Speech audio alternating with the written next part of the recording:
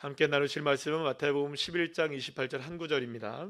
우리 다 같이 함께 읽겠습니다. 시작. 수고하고 무거운 짐진 자들아 다 내게로 오라. 내가 너희를 쉬게 하리라. 아멘. 할렐루야. 옆에 있는 분들과 인사 나누겠습니다. 반갑습니다. 예, 반갑습니다. 예, 감사합니다. 오늘 이 밤에 주님께서 저와 여러분을 불러주셔서 귀한 말씀을 듣게 하십니다. 또 기도하게 하십니다. 분명히 예비하신 하나님의 은혜가 있기에 주님께서 우리에게 이 시간을 허락해 주셨습니다. 사실은 우리가 믿음이 제목을 말씀 안 드렸죠. 다 같이 한번 제목 읽어볼까요? 시작. 맡기는 것이 믿음입니다. 아멘.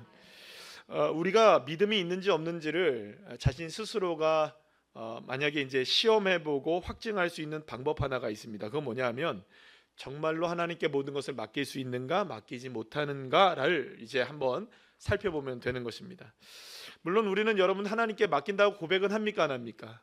예, 다 합니다. 그러나 정말로 주님께 맡기는 것은 사실상 진짜 어려운 겁니다.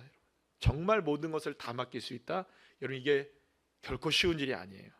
우리가 어렵다는 걸 잘 알고 있습니다. 사실 대부분의 믿음의 사람들이 통과해야 할 마지막 좁은 문과 좁은 길이 있다면 어쩌면 모든 것을 맡길 수 있느냐 없느냐의 싸움이라고 볼 수가 있습니다. 아브라함이 가장 좋은 예가 될 수 있겠죠. 아들 이삭을 주님께 바칠 수 있느냐 바칠 수 없느냐가 여러분 믿음의 조상이 될 수 있었고 조상이 되지 못하는 그 갈림길에 서게 되는 겁니다. 어떤 분들은 그렇게 생각할 수 있습니다. 너무 야박하게 이분법 아니냐. 어느 정도만 바쳐도 여러분들 그렇잖아요. 예전에 90점만 넘으면 수죠, 그죠? 수면 괜찮은 거죠. 여러분들 거의 수를 받으셨던 분들이신가요? 다 우수수수수수 아니세요, 다들? 아니면 뭐 양치기를 하셨든지 아름답게 양을 치죠. 어쨌든 그렇게 보면은 90점만 넘어도 우리가 볼 때는 이거 뭐 A학점 되는 거니까 뭐 괜찮다 생각할 수 있을 거예요. 근데 주님은 그 정도쯤 99점 정도로 만족하시는 분이 아니세요. 완전한 것을 원하시죠. 사실은 어떻게 보면 만약에 아브라함이 그 모리아산에서 이삭을 결박까지 했어요, 여러분들. 결박까지 했어요. 그러면 여러분들 거의 99점이죠, 그죠? 결박까지 한 것은 99점이에요. 근데 마지막에 어떻게 됩니까? 칼을 찌르려고 한 것도 99.9점이죠, 그죠? 맞나요, 안 맞나요? 근데 만약에 찌르려고 하다가 이렇게 한번 돌아봤으면 빵점 되는 겁니다, 여러분들. 무슨 말인지 아시겠어요? 그러니까 사실은 이게 어떻게 보면 너무 야박하게 우리가 0.1점 가지고 여러분들 너무 야박한 거 아니냐, 1점 가지고 너무 야박한 거 아니냐, 그럴 수 있는데 여러분 주님도 하나님도 이 사람을 통해서 이스라엘 민족을 만들어내려면 뭔가 본보기가 되어야 될 거 아니에요, 그죠? 맞나요, 안 맞나요? 90점 좀 됐으니까 여러분들 이 사람 우리 민족의 조상하자 이렇게 만드시기를 원하는 사람, 그런 사람들은 여러 명 있을 수 있잖아요. 그런데 진짜로 칼을 들어서 정말로 찌르려고 했던 사람은 누구밖에 없는 겁니까? 이 아브라함 한 명밖에 없는 거예요. 좁은 길로 걸어가라. 좁은 길로 걸어간 사람을 찾기가 어려운 거죠. 사실은 뭐 나중에도 그런 얘기를 좀 나누게 되겠지만 교회를 위해서 기도할 때 그런 생각이 많이 들어요. 요즘 특히 많이 그런 생각이 들어요. 하나님이 우리 교회를 어떻게 사용하실까? 나를 어떻게 사용하실까? 이 권호준 목사라는 사람, 그리고 또 우리 모든 성도님을 통해서 새로운 우리에게 어떻게 사용하실까라는 걸 생각해 보면 사실은 그걸 할 수 있을까? 덜컥덜컥 겁이 날 때가 있습니다. 여러분들 죄송합니다. 제가 믿음이 부족해서. 그런데 하나님이 늘 언제나 떠올리게 하는 장면 하나가 있는 거예요. 그렇게 했잖아. 광야로 나가봤잖아. 할렐루야. 나가본 사람은 아는 겁니다. 그러니까 나가봤으니까 그래, 뭐 이왕 한번 나가본 거 다시 한번 나가면 어떨까? 그 믿음을 가지고, 동일한 믿음을 가지고 도전해보면 하나님은 역사하시는 거죠. 왜냐하면 머뭇거리다가 못 나가잖아요, 그죠? 그 길이 내 앞에 딱 다가왔어도 여러분들 머뭇거려서 못 나가는 거예요. 저는 그날, 그러니까 1월 10일이었죠 우리가. 1월 9일 날 무슨 생각을 했는지도 저도 모르겠어요. 뭐 때문에 제가 거기에 그 자리로 나간다고 생각했는지 모르겠어요. 하나님이 역사하신 거죠. 그리고 단지 그냥 순종만 한 것뿐이죠. 우리가 중요한 건 딱 한 가지밖에 없는 거죠. 그냥 믿고 맡기는 거죠. 그 다음은 어떻게 될지 몰라요. 하나님이 역사하시는 것이죠. 아브라함은 모든 것을 주님께 다 맡겼습니다. 욥이 고백했던 것처럼 아마도 아브라함도 역시 이렇게 고백했을 것이라고 봅니다. 욥기서 한번 1장 21절 말씀 한번 읽어볼까요? 시작. 주신 이도 여호와시요 거두신 이도 여호와시오니 여호와 이름이 찬송을 받으실지니라. 아멘. 이삭을 바치며 나갔던 이 아브라함의 믿음이 주신 자도 여호와시고 가져가시는 분도 여호와 하나님이시다. 자, 그렇다면 왜 우리가 주님께 모든 것을 맡길 수 있는 것일까요? 왜냐하면 여러분, 주님이 모든 것을 다 던져서 자신의 생명으로 저와 여러분을 살려주셨던 그 주님이 이제는 누구 살리기 위해서 어디로 들어오신 겁니까? 나를 살리기 위해서 내 안에 계시기 때문이에요. 자신의 모든 것을 희생하신 분이 내 안에 계신다고요.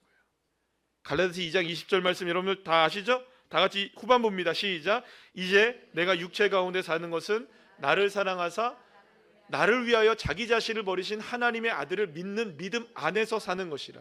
그러니까 내 안에 주님이 계시니까 그 내 안에 주님이 계시다는 것을 믿고 그 믿음 안에서 나는 사는 거다. 주님이 자신의 모든 것을 버려놓으시고 십자가에서 모든 것을 버리시고 모든 것을 희생하셨던 그분이, 남김없이 희생하셨던 그분이, 마지막 피 한 방울까지도 모든 것을 다 희생하셨던 그분이 바로 내 안에 지금 들어오셔서 나와 함께 살아가고 계시는 거잖아요. 나를 위해 희생하신 분이 나를 위해 살아가시는데, 그럼 여러분 이제는 내가 어떤 믿음 안에 살아가야 되느냐? 그분을 위해 모든 것을 맡기며 그분을 믿고 맡기는 거죠. 나를 위해 여러분들 날 뭘 보고 희생하셨을까요? 제가 말씀드렸잖아요. 방금 전에도 말씀드린 것처럼 목사도 이렇게 늘 언제나 부족할 때가 많아요. 네. 그럼 여러분은 저보다 훨씬 믿음이 좋으시죠, 그죠? 아멘. 저보다 믿음 훨씬 좋으신 분들이 여기 계시죠. 여러분들은 아는지는 모르겠지만 인간인지라 우리의 삶은 늘 언제나 갈대처럼 흔들린다고요. 날 뭘 보고 여러분들 주님께서 목숨을 거셨을까요? 날 뭘 보고 여러분들 구원해 내셨을까요? 주님이? 네? 한번 생각해 보세요. 내가 뭔데? 내가 뭔데?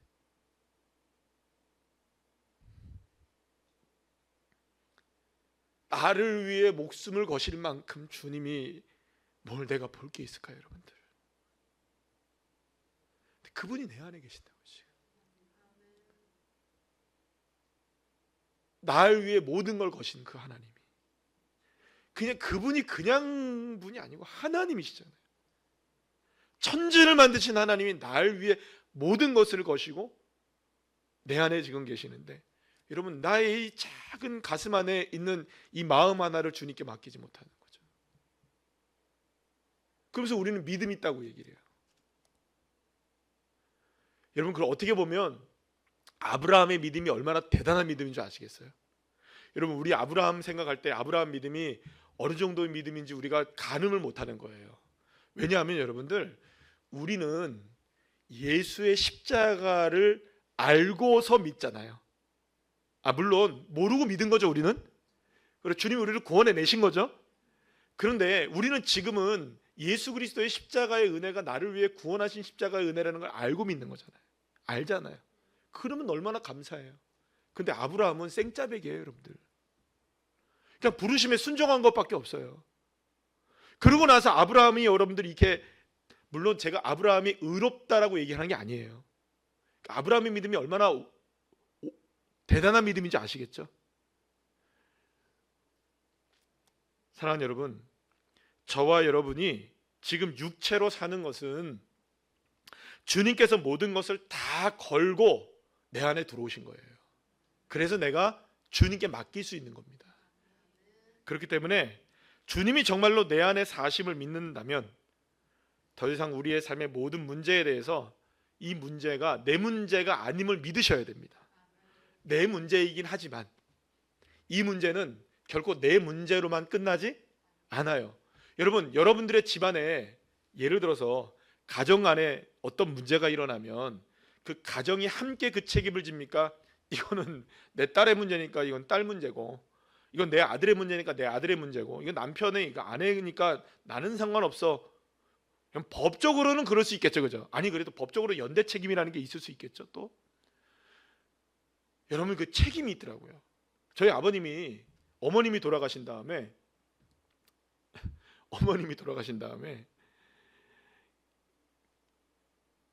빚을 남겨놓고 돌아가셨어요. 근데 빚을 이게 누구 명의로 할 거냐? 삼남매가 있는데 누구 명의로 할 거냐? 제가 그때 가장 어려운 그 고통의 시간을 보내고 있을 때 그때였거든요.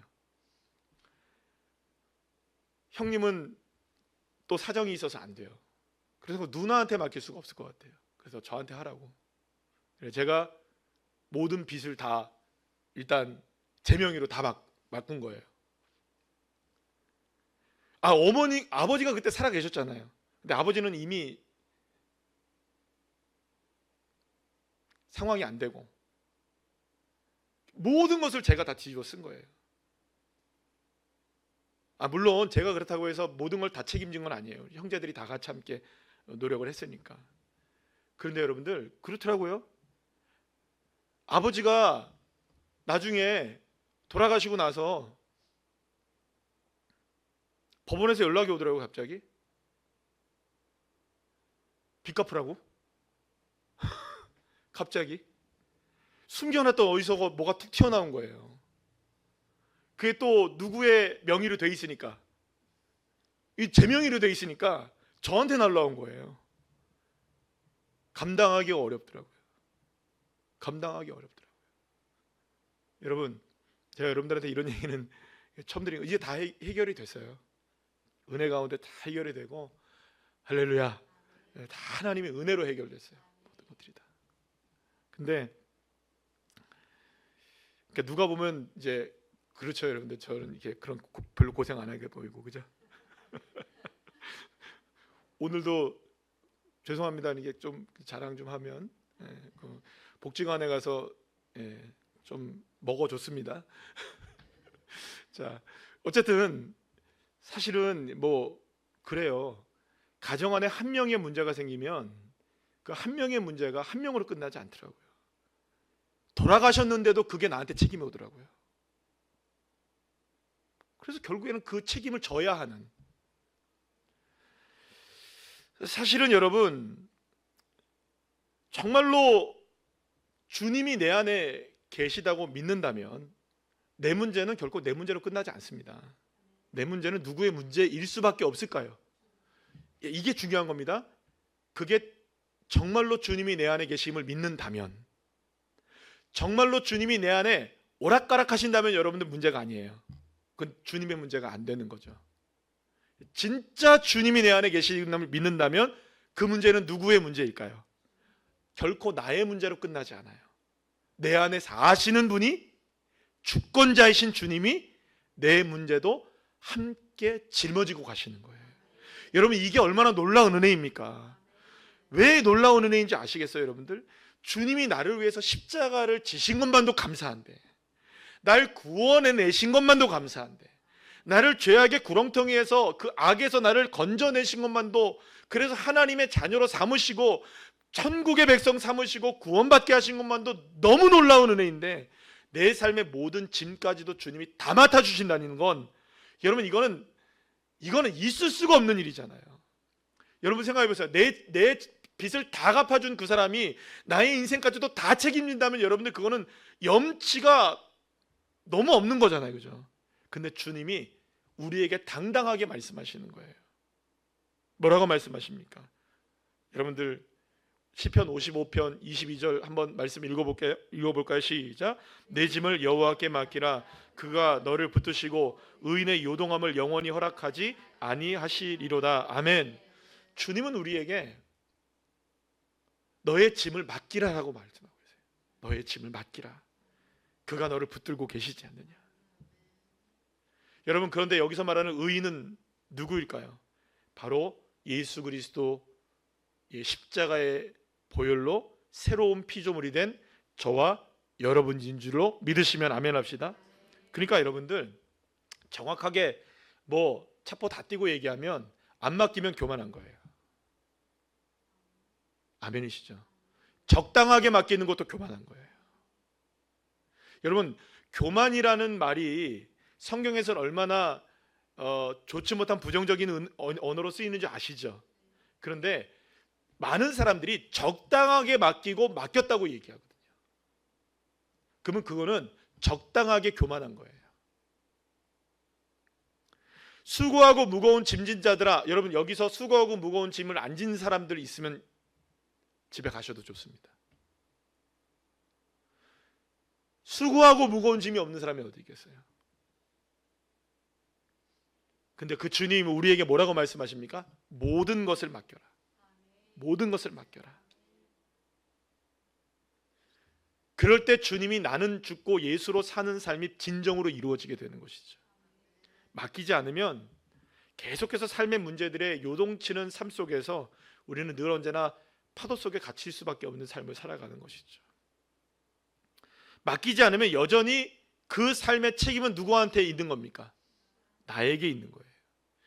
그러니까 내가 모든 짐을 주님께 맡기면 주님이 책임을 주시는 거예요.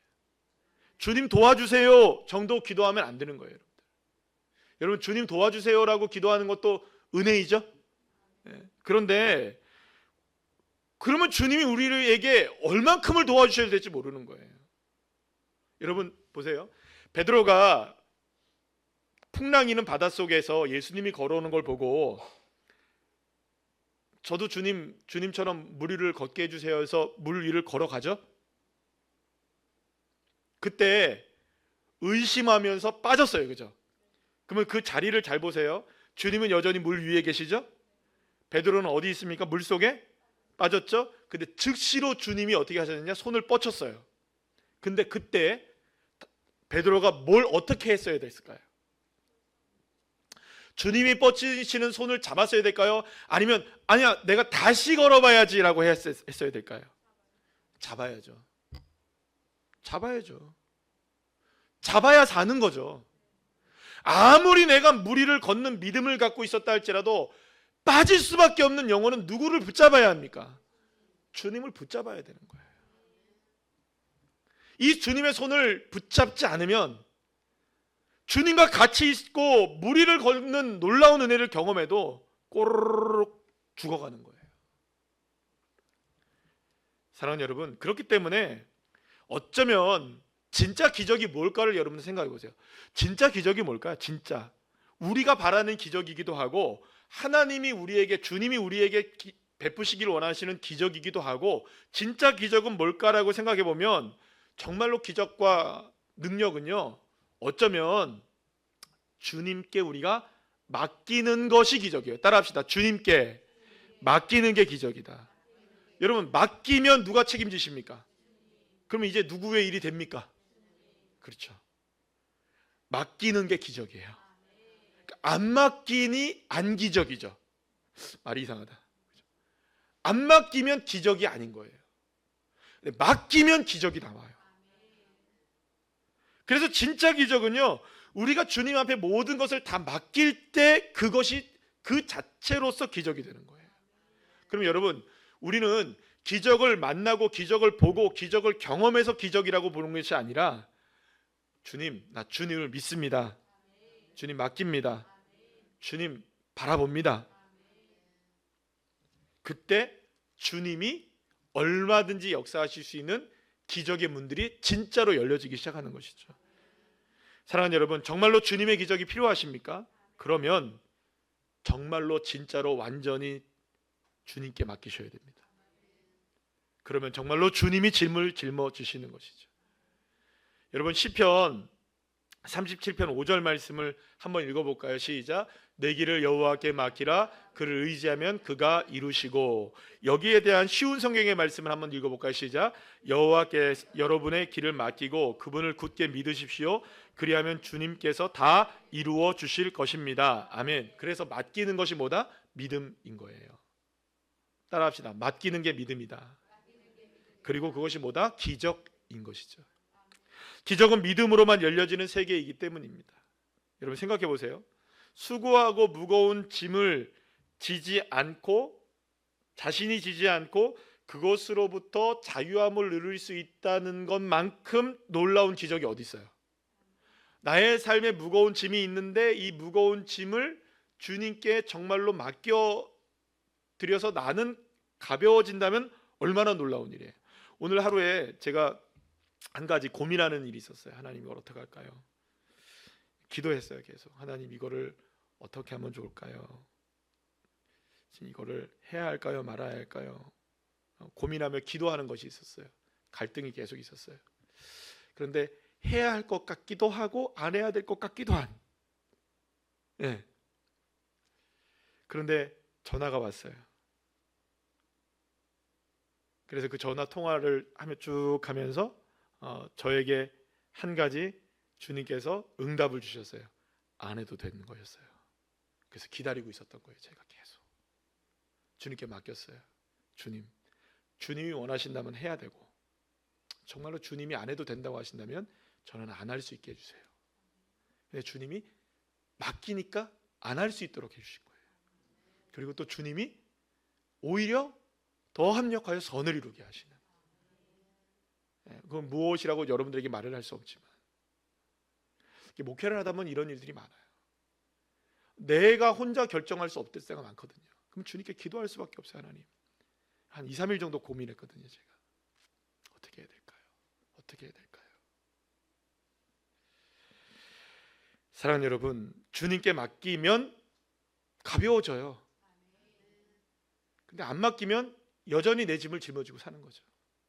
그런데 만약 우리가 이러한 믿음으로 자유함을 누릴 수 있음에도 불구하고 여전히 믿음이 없어 맡기지 못해서 이 자유함을 누릴 수 없다면, 여러분 주님은 얼마나 안타까워하실까요? 주님은 짐을 짊어지시길 원하시는 분이세요. 그리고 우리를 가볍게 해주시길 원하시는 분이세요. 마태복음 8장 17절 말씀 한번 읽어볼까요? 시작.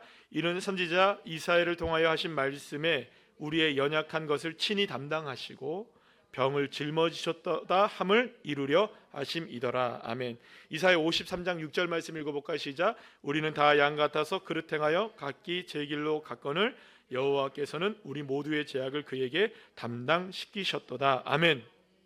사랑하는 여러분, 주님은요, 혹시 그런 분들은 안 계시겠죠? 주님 걱정하신 분들, 주님 내 짐까지 짊어주셔서 지금 어떻게 하세요? 내 정도 짐은, 내 짐 정도는 안 짊어주셔도 됩니다. 여러분들 겸손하신 분들 계시죠? 그거 겸손 아니라니까요. 여러분들 큰 짐은 주님께 맡기고 작은 짐은 내가 할게요. 여러분 이거 겸손 아니에요. 모든 것을 다, 모두의 죄악을 담당시키셨도다. 모든 질병과 연약함을 다 친히 담당하셨다. 수고하고 무거운 짐자들아 다 내게로 오라. 그러니까 여러분 다 맡기고 다 의지해야 하는 겁니다. 모든 것을. 그렇다면 정말로 예수님이 내 안에 계심을 여러분들 다시 한번 고백합시다. 내 안에 정말로 주님이 계심을 믿으십니까? 자, 그렇다면 나의 짐을 주님 것이 되게 하셔야 돼요. 주님이 해결하실 것을 믿으셔야 합니다. 그러면 진정으로 우리는 자유함을 누리게 되는 거죠. 우리가 내려놓은 만큼 주님이 일할 수 있으신 기회를 우리에게 드리는 거예요. 어떻게 보면 그것이 하나님이 원하시는 것이기도 하고, 그래서 세상의 모든 문제를 이기게 하는 것은 믿음으로만 가능합니다. 요한일서 5장 4절 말씀 읽어볼까요? 시작.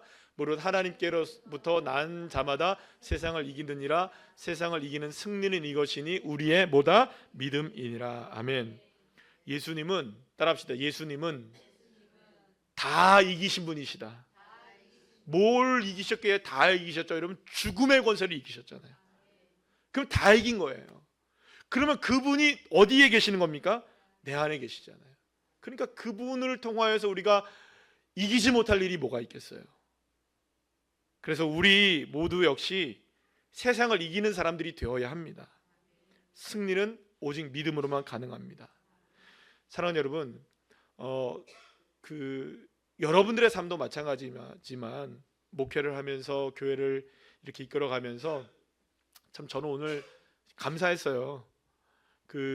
함께 하신 분들이 여기 많이 계시는데 오늘 복지관 가서 식사를 이렇게 제공해 드리면서 우리 권사님들이, 우리 장로님들이 오셔서 거기에서 함께 복음을 전하시고 또 거기에 있는 분들 이렇게 즐겁게 식사하시는 모습을 보면서 우리 교회가 정말 해야 할 일이 많구나. 할렐루야. 지금은 우리가 비록 요 정도쯤이지만 내년에는 더 멋지게 사역을 감당했으면 좋겠구나. 더 소외되신 분들 우리가 찾아가고 더 많은 사명들을 좀 감당했으면 좋겠구나 라는 생각을 했어요. 이만큼 해도 감사한데, 그죠? 이만큼 해도 감사한 일이죠. 그런데 앞으로 주님께서 더 크게 우리를 사용하실 줄 믿습니다. 그래서 교회도 마찬가지예요. 여러분들, 우리 교회 미래비전위원회가 세워지고 또 오늘도 보니까 우리 권사님들이 벌써 저금통을 가져오셔가지고 제 방에 저금통이 이제 몇 개가 될 것 같아요. 이제 원래 이제 한 달에 한 번 정도 가져오시는 건데 미리 막 이만큼씩 갖고 오시고 또 하나가 벌써 저기 있어요. 그래서 이렇게 갖고 오시는 모습들을 보면서 교회를 향한 성도님들의 뜨거운 마음들이, 사랑하는 마음들이 참 크구나. 아멘. 근데 그 마음이 여러분들 그냥 주님이 하게 하실까 정도로만 머물면 안 됩니다. 주님은 하신다. 왜냐하면 저는 확신하거든요. 뭐냐면 어차피 믿음이라는 건 선포예요. 누가 선포하느냐의 문제이죠. 근데 선포를 하면 되는데 선포를 안 하면 안 되는 거죠. 그러니까 우리가 입술이 있으면 선포하시면 돼요. 하나님, 우리가 정말로 하나님 나라를 위한 장자권의 교회가 되게 해주세요. 비록 여러분 이런 얘기들이 많아요. 우리 이 동구 지역의 인구가 어떻게 될 것인가, 또 이 동구 지역은 과연 10년 후에는 괜찮을 것인가, 여러 가지 이야기들이 있어요, 없어요? 있어요. 그거 생각하면 이거 우리 교회는 어떻게 될까 고민이 되기도 해요. 그런데 하시는 분은 누구실까요? 하나님이 하시는 거예요. 아무리 땅 끝에 있어도요, 주님은 그곳에 복음을 증거하게 하시는 분이시니까. 그러니까 우리의 모든 것들을 주님께 맡기면 되는 거예요. 맡기면 되는 거예요. 그래서 저는 요즘에 신나요. 왜 신나는 줄 아세요, 여러분들? 그러니까 왜 신이 나고 왜 이렇게 기분이 좋냐면 하나님이 하실 것을 바라보면서 나가니까 신이 나는 거예요. 그런데 물론 현실을 딱 오면 어떻게 될까요, 여러분들? 과연? 이런 생각이 들 때가 있는 거예요. 그러나 그때도 다시 마음을 고쳐잡는 거예요. 하나님 아니죠? 주님이 하십니다. 다시 또 맡기고 또 다시 맡기면 기분이 좋아지고 기뻐지고 즐거워. 그래서 올해 우리가 주제가 뭐예요, 여러분들? 우리가 한 가지만 하면 되겠구나. 우리의 걱정과 우리의 많은 수고로움의 짐들을 그저 주님께 맡기니까 어떻게 됩니까? 기뻐하고 즐거워하게 돼요. 그렇죠. 우리의 삶에 수고로움이 없어서 기뻐하고 즐거워할 수 있는 사람이 아니잖아요. 수고로움과 어려움이 있으면 여러분들 우리가 기뻐하고 즐거워하라고 아무리 해도 안 되는 거예요. 그런데 수고로움이 있어도 주님께 맡길 수 있으니까 뭐 하는 겁니까? 기뻐하고 즐거워할 수 있는 것이겠죠. 그래서 오늘도 사랑하는 여러분, 이미 주님은 일을 행하시고 계십니다. 여러분들의 마음을 다 아시고 여러분들의 필요를 아시고 여러분들의 수고로움을 아시는 하나님이 오늘 이 시간에 그 모든 것들 하나하나를 다 맡기기를 원하세요. 그러니까 이것까지 맡겨도 될까? 그것까지 맡기셔야 돼요. 안 맡기는 게 문제지 맡기는 게 문제가 될 수가 없어요. 그러니까 오늘 이 밤에 우리에게 주어진 시간 속에서 기도하실 때 하나님 앞에 모든 걸 맡기셔요. 근데 모든 걸 맡기실 때 한 번 하고 끝나면 안 되는 거예요. 응답될 때까지. 그 응답이 될 때까지라는 의미는 나의 모든 것을 진짜 다 맡길 때까지, 온전하게 다 주님께 의지할 때까지 다 내려놓으셔야 돼요. 그러면 주님이 역사하시기 시작합니다. 그 믿음으로 선포하는 오늘 이 시간 되어서 하나님의 역사를 경험하는 우리 믿음의 자녀들 한 분 한 분들 다 되시기를 간절히 축원합니다.